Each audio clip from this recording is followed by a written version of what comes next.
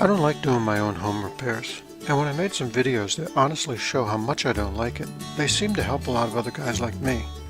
So I thought it would be good to make this new set of videos. Guys like me have a million questions for the progressive activists that we see on the news, but nobody on TV ever asks those questions. On CNN, the host probably agrees with the activists, so his questions are weak. And on Fox News, the host just tries to make them look bad. Either way, nobody's asking the questions that might actually help us get a feel for where they're coming from, so we might actually understand them a little better. It's no surprise that people who disagree over politics are so angry at each other nowadays. So right before Christmas, me and my brother, who is himself progressive, we drove around the West and did our own interviews. We drove to 22 cities and interviewed dozens of people who support progressive causes to ask those questions that are never asked. We're not trying to change their mind or make them look bad. We just want to understand where they're coming from. These folks were brave, considering what can happen nowadays if you say one wrong thing on YouTube. And we talked about a lot of really sensitive subjects. So just leave right now if these conversations might offend you. If you stay though, I think you'll hear some things you've never heard before and have a better understanding of your fellow Americans. I did. We left Colorado for Utah, where we met Kat Palmer, an award-winning photographer in Salt Lake City. You may have seen on the news some of her art activism directed at President Trump. I am an art activist and full-time photographer, and I live in Salt Lake City, Utah.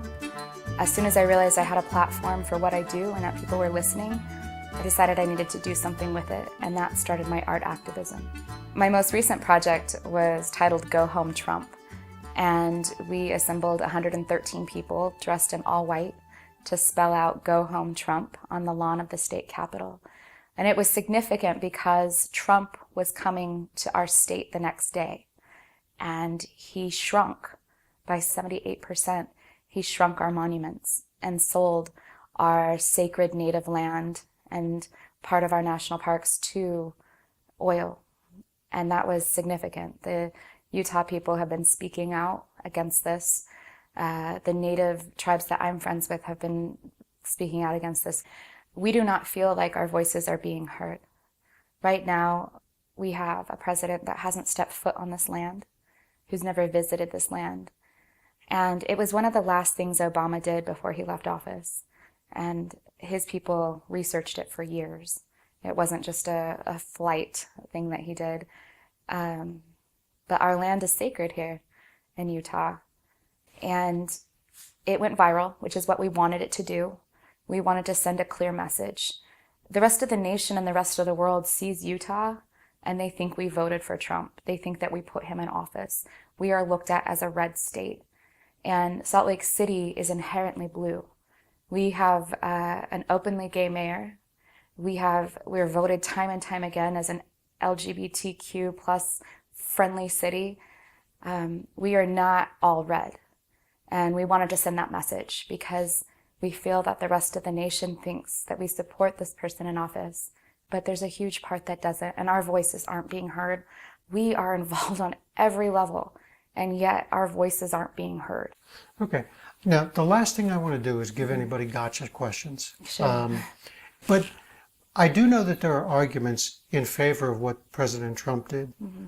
Just curious, had you looked at any of those? Was it of any interest to look at those? That's actually a great question. And the answer is no, if I'm going to be honest. Because for me, when Native people speak, that's the only voice to me that matters. That's the only one I want to hear. When we are talking about sacred land, a white man's voice doesn't matter to me. We've heard, I guess for me, I've heard enough. You know, we need to pass the mic, I guess, and have some people sit down. And so I have not seen the other side of things. Okay. And I guess that's probably why, because I have so much respect for my Native brothers and sisters that once they speak, it's, for me, that's it. And so. Good. So on this issue, this is something where they were credible enough that you really didn't see the need to go and look at the other voices on it. Okay. Right. Fair enough. Yeah. Now, a lot of the folks I talk to have a real kind of a visceral dislike of the president, which I can empathize with. I mean, I viscerally dislike President Obama. Yeah. I don't know. You know, there's just some people you like, some people you don't like. How much of the antipathy towards the Trump agenda, do you think just kind of gets caused by his personality? I feel like it's a huge amount, sure, his personality. But if you strip that away, I mean, we're talking about somebody who treats women like second-class citizens. We're talking about somebody who is backed by known racists, by the KKK, you know? So you take away his personality. Let's say he was charismatic and charming, right? Let's say he was intelligent, right? Let's just give him these things. Let's say he was well-spoken. The things that he does and the things that he stands for and the people that back him, and I'm not talking all people. I know good people that voted for him. You know, I know people that I love dearly that voted for him. But we're talking on a larger scale, not individuals. That's a problem. I mean, right now you have all these people, right? All these celebrities, all these news anchors. We have the Me Too movement. Everything is coming out right now with all these sexual assaults and sexual predators. And yet we still voted into office a sexual predator. He had open cases against him while he was running. You think about all those news anchors that were fired recently. How much of their coverage on this was affected? Them being sexual predators and okay with looking at women as objects and sexual beings instead of just who we are. How many of those people was their coverage affected in covering this president during his race? If I can interrupt you there. Sure. Were you aware that when President Obama was elected, there were, among conservatives, there was a lot of concern about some of the people that supported him. People like La Raza, people like groups that are associated with Middle East terrorist groups, things like that we really didn't see a lot of coverage on from the media, and we also didn't see anybody really mind it so much. We didn't see his followers so concerned over it. So I'm not trying to argue these points with you, because we could do this all day long. Sure. Everybody's got their own set of facts they don't like. And for the about record, I didn't vote for Obama either time, but I think he did a better job than Trump is. But yeah, I wasn't anti-Obama, but I feel that the whole political system needs to be burned to the ground. Personally, I think that it's such a corrupt system that I don't believe in it anymore. I just don't. I think that and I feel that with Trump being in office, there are two good things happening here. We would not have seen the movement of people that were on the fence, people that were never voting, people that didn't really have a political opinion, didn't really pay attention, right? You have these people getting off their couches, getting out of their houses, being involved for once. I don't think Hillary could have done that. I think had Hillary won, it would have been business as usual. I've been an activist for 10 years now. I've never seen anything like this. It has moved people to be involved. I have one dear friend, he's never voted. He's never cared. He's never been involved. Right. He's now involved. Well, I have a tremendous amount of respect and sympathy for anybody who feels that strongly against Trump. And I'll be honest, if I believed everything that I saw in the news about Donald Trump, then I would feel the same way. Right. The thing is, I don't believe what I read in the news. Good. That makes me happy. Because I don't watch the news. If you look around my house, you won't find a TV. So I don't watch TV. I don't go to the movies. You're talking to somebody that doesn't listen to the radio. I essentially live under a rock. So that makes me happy to know that. Okay. There's a whole group of young people who have taken it to such an extent, and I'm guessing just because of the nature of your activism, you probably rub shoulders with them a bit. I'm sure I do. Where they literally say, well, these guys are all Nazis. It's okay to punch a Nazi. So you know what? Let's just treat these guys like trash, or let's beat up on Trump supporters. Right. What do you think of that? Well, and I see it on both sides, because I have those Trump supporters coming at me hard, making things up, you know, that they assume they call me a snowflake, that I don't have a job, that I'm living off the government, that I litter every time I do my activism projects. So it goes both ways. It's what the media feeds people. An extremist on this side is just as dangerous as an extremist on this side, is my honest belief.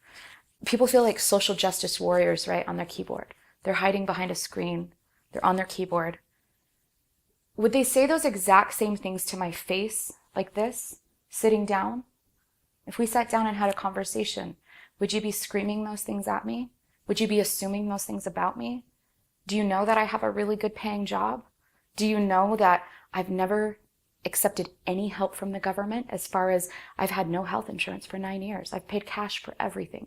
Do you know that every activism thing I do, we do not leave a litter, nothing, no piece of trash is left behind. We pick up everything. Do you know that about me? Or do you hear things on the TV and you're fed it and you believe it and you assume every person is like that, right? Right. With the big march, the Women's March, they paid for permits. They paid for cleanup. Part of that permits was paying for cleanup. They had people come and clean everything afterwards. But the people on this side don't see that. They see a picture of litter and they assume that's it. That's how it was left, not knowing it had been paid for to be cleaned up. And those cleaning crews came by within a couple hours and everything was clean. But that's not what the media reports, right? They want this division. They want the dialogue. So I feel that the media, it's money, right? You want people talking. I want people talking about my art, right? I need to make a living. And so I feel that the media does things so people get riled up. Okay. So they talk, right? So I got a question for you then, because Sure. this is what I've heard from a lot of conservatives. They say, you go to an event and you're there, you see everything, you witness it, and then you go home and you watch it on the news and you're like, what event was that? That's just nothing like what actually happened. Sure. Do you guys get the same feeling? when Oh, you see it? absolutely. I mean, you look at the Black Lives Matters movement. Absolutely. The media distorts the hell out of that. Absolutely. So the media may just be playing our Oh, two they're groups playing against people. each other. No, they're playing people. Because I have people in my world. I have people in my world that are religious. I have people in my world that are conservative. And guess what? We can have conversations. I have people in my world that are so different from me, but they still show up and support me in what I'm doing, you know? So you personally don't believe it's okay to punch a Nazi? No, I think that if you're, gosh, how do I go back and say this? I did an interview last night, and they said some derogatory things, like some violent things about Trump. I don't support that. Like, I don't support violence. I just don't. I think there's a time and a place, sure. I absolutely believe there's a time and a place. But as a whole, to just go around and punch somebody that believes differently than you, because you're talking to me right now. I used to be a Rush Limbaugh listener. I used to listen to Dr. Laura Schlesinger. I bought her books about the proper care and feeding of husbands. That's right. This radical feminist read The Proper Care and Feeding of Husbands, not part 1, but part 1 and part 2, okay? I was a long-time listener, first-time caller, right? And my mind was changed.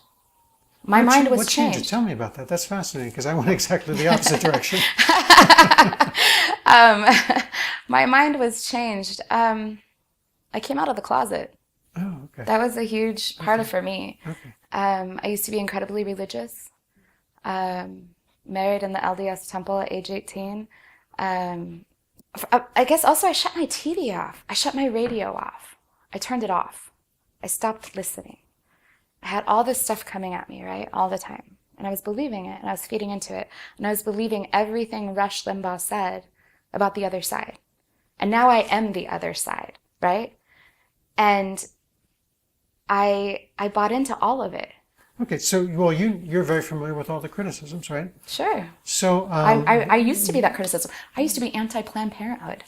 I used to be so anti-Planned Parenthood. So what is it that, what criticisms are valid? Where are we way off base? Well, when it comes to abortion, that's the biggest thing.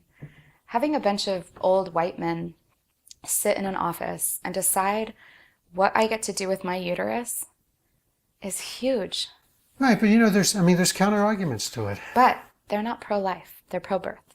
Once that child is born, they don't care. They don't want you getting assistance. They don't. People can be want help. hypocrites and still have a good point. Yeah, I as somebody who has absolutely no skin in the game, there's no reason for me to even have an opinion about abortion. But that's a beautiful statement right there.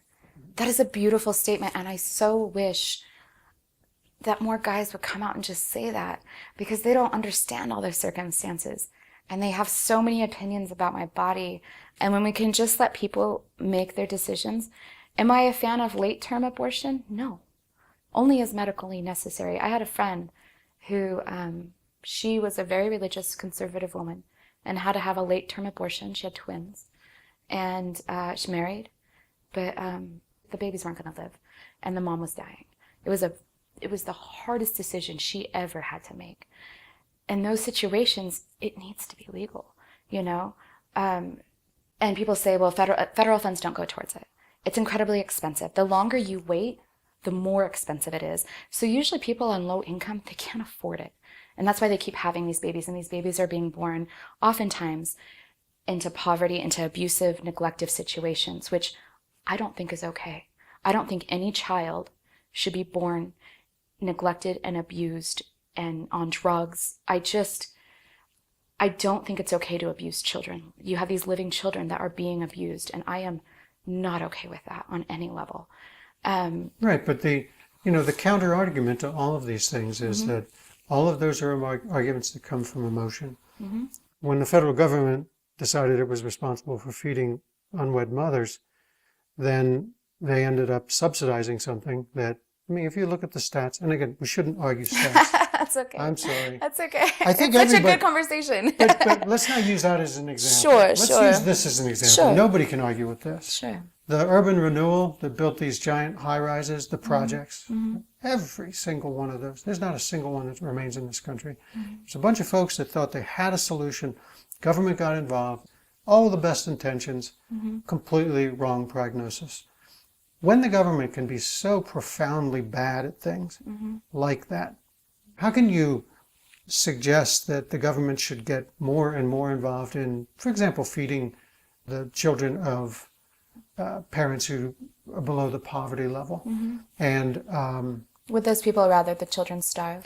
well, they wouldn't rather them starve, but it's like what we do with hospitals. For most of the history of this country, when somebody was indigent, they got sick, they wouldn't get the same level of care as somebody who had insurance. Where did this come from? Where did it come from that the government decided to mandate that hospitals give everybody the same care? I mean, I don't know about you, but I've stayed in a homeless shelter. And it wasn't a good experience. It was a place of last resort. That's what we used to do for people who didn't have insurance. There were places of last resort. They wouldn't die in the streets, but they certainly wouldn't get the same care that is now mandated for the indigent. So, I don't know where our country thinks that they can just keep snapping their fingers and all of a sudden these things are just going to, we're just going to be able to do things that we've never done before. I think that that's the problem across America. If it's not affecting you, then why should I give a fuck? And I think that that's the problem, is that we are losing sight, especially amongst the Christian communities. They pretend to follow Jesus, who did what? He cared for the sick and he cared for the poor, right? That's what Jesus did. And Jesus didn't pass judgment on whores or anyone else, right? He was their friend. He was and you live in such a way, and that's what he did. The people, I can't argue with you about what Jesus did or didn't do. I mean, again, we could trade. But majority of the conservatives these days claim to follow Jesus. Many of them do, yeah, they claim to be religious. Majority of them. Well, I claim to follow Jesus, and I disagree with you intently. But they totally lose sight of who he cared for. Was he caring for the rich and the hypocrites? No. He turned that fucking table over, and he said, no more. And so, no, he got mad. He got mad, and yet, the hypocrites live Well, he wasn't calling for here. Government solutions. Sure. We both agree that the poor shouldn't die in the streets. But who he cared for, it wasn't the wealthy, and yet the system is set And up. I'm not saying that that's what that the safety net systems, the safety net systems for people who can't do it on their own. Nobody's saying that those shouldn't exist. What we're saying is let's do these reasonably. For example, it's nearly impossible to remove a child with behavioral problems or discipline problems from a public school. Nearly impossible. We weren't so squeamish about getting rid of troublemakers. Now, okay, that's right there. A lot of people are going to hate me for that. But whatever the reason, whatever the rationale, whether it's bad nutrition or whether it's fetal alcohol syndrome or bad at parenting, whatever the reason, they're taking away from the quiet enjoyment of a a educational system that used to be the best in the world. Our educational system, I truly believe, is total shit at this point. Okay, good. So let's not do the same thing with all the other systems. We whitewash history. We expect children to all learn the same way. We want to put everyone in a box, right? And we have a son here who has autism, who had an IEP plan in place. And there are things in place now, thankfully, for people like him. Instead of just getting kicked out of school or just being ignored, you have things in place for kids that need it. And that, to me, is so important, that these kids aren't forgotten about. Okay, can we talk about that for a second? Sure. Let's just focus on that. And I'm sorry, if that's too personal, we don't have to do that. It's not my kid, but okay. So I only know this much information. Well, maybe we shouldn't. And he's 21. Maybe we shouldn't get into that. But my point is that conservatives are, we're mothers, we're fathers, we're children, we're aunts and uncles.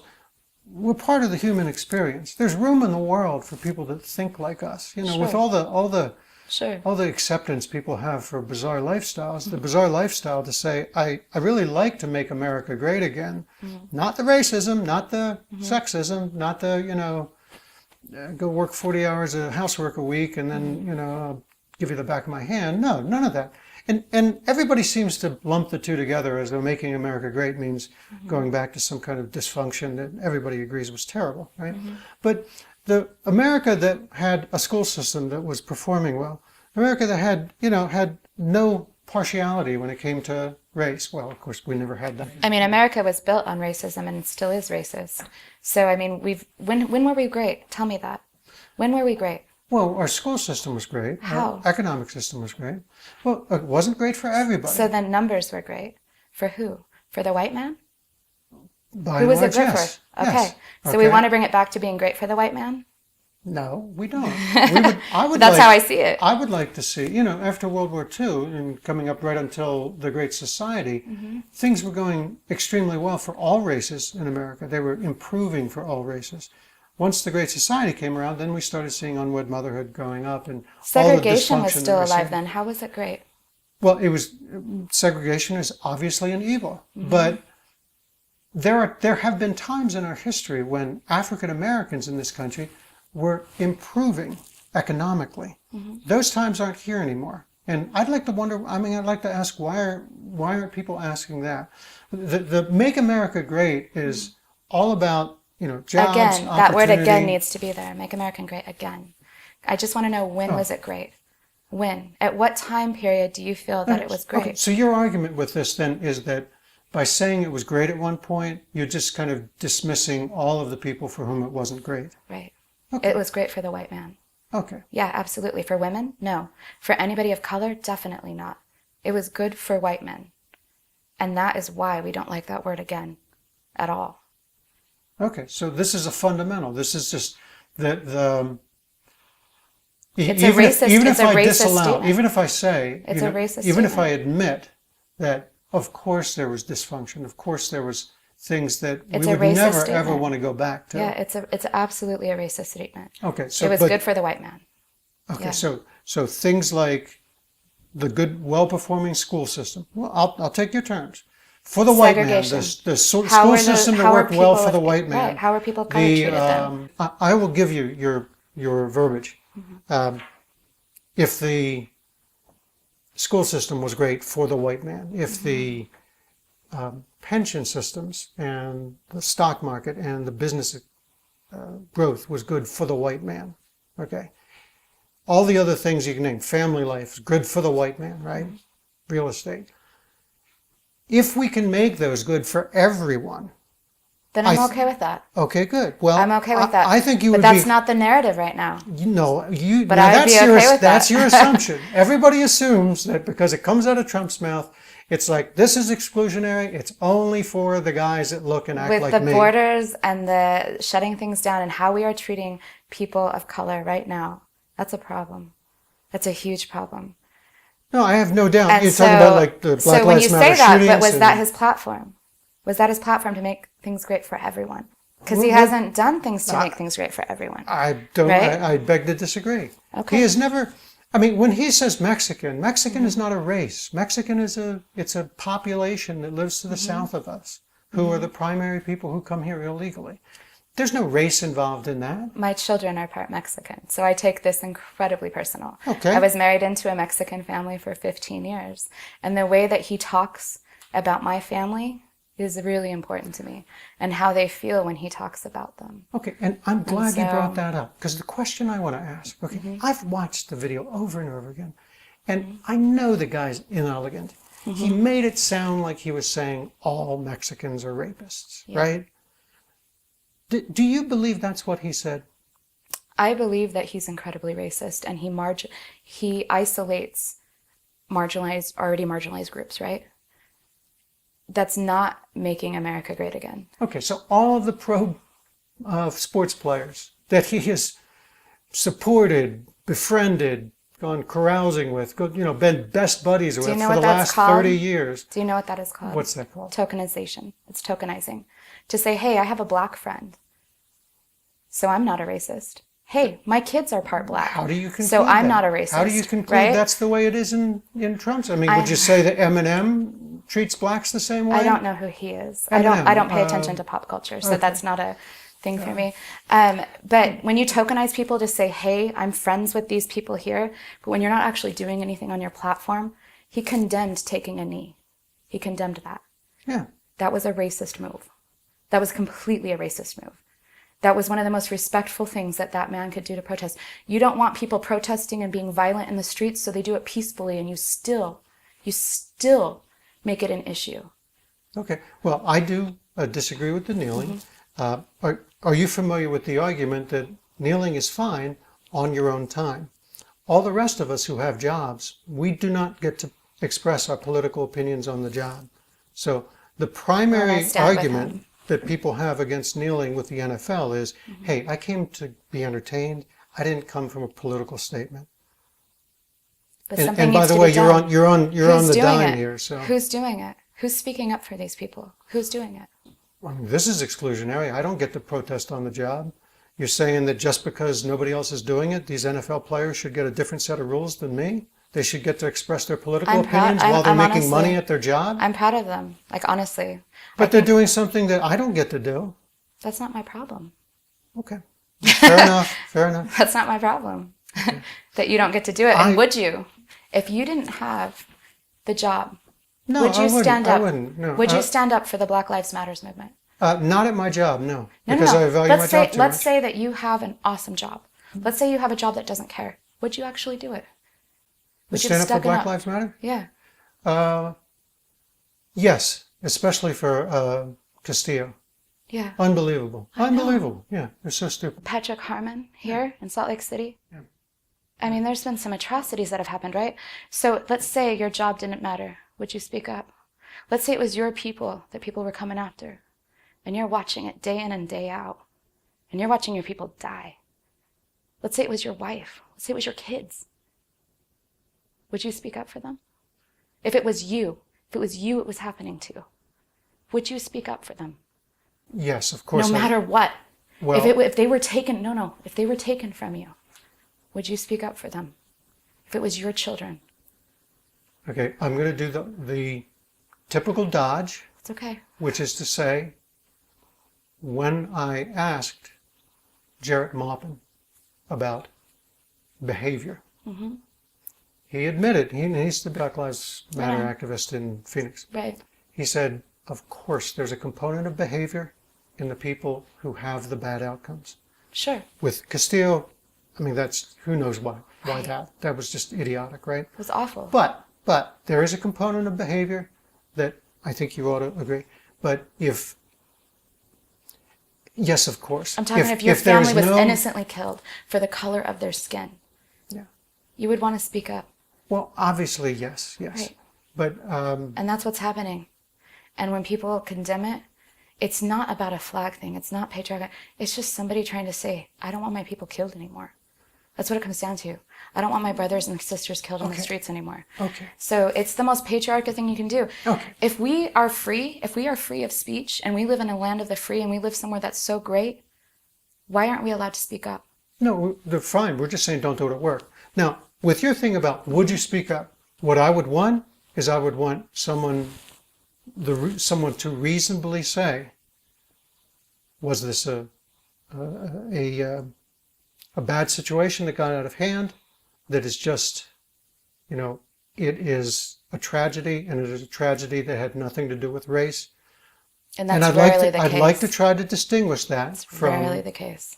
Well, that's what I would...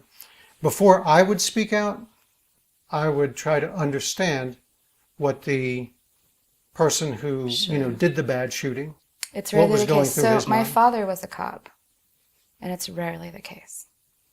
Okay. It's rarely the Well, case. you have more experience than me. I know there's a lot of people who disagree with my timidity to say that I wouldn't just, a priori say I would always object, because I guess I would want to see the facts first. Well, sure, but even with the facts, people aren't paying attention to the facts. That's the whole reason why he did it. People aren't paying attention. And guess what? Some people now are because of him. And that's important. That's really important. When you have a platform and you're using it for good, which I firmly believe, if you have been blessed with a platform, you have a certain responsibility. And that's what he did. And I firmly believe that's what you do. That's the right thing to do. Okay, so this is a form of, it wasn't civil disobedience. It's not against the law to do what Sure. he did. It's just, he It's a just form did of using something your at work. platform. He did something at work that broke the kind of rules of work. So what? And he did it for a good cause. I'll tell you Okay. what, I learned the rules so I can break them. That is one of my 57 rules to life.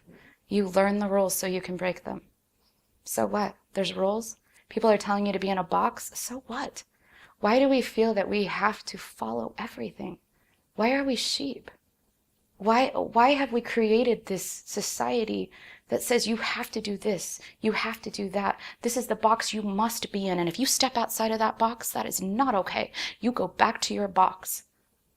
That's a problem. Okay. So what? He broke a rule. Good for him. Break more rules, people. Break more rules. Absolutely. Break more rules. Absolutely. That's okay. Yeah. No, that's fair enough. And it makes me think that maybe there's some people who like being in the box.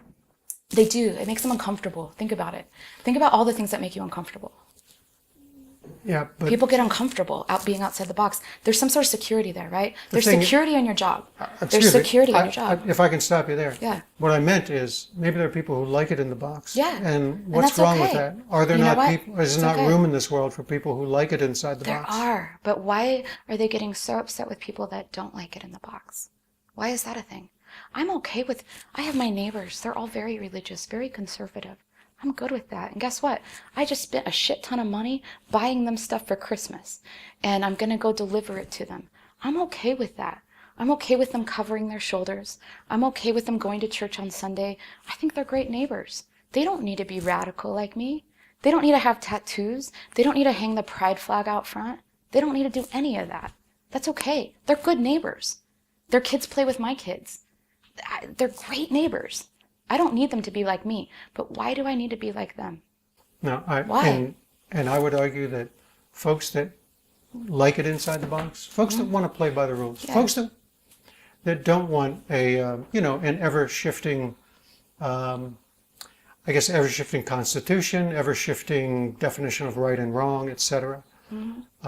All they want is the ability to, have that framework as the country was designed. I like the fact that Thomas Jefferson said, whatever the best and brightest is in the world, that should be part of America. It should be a place where it doesn't matter who your daddy was. Sure.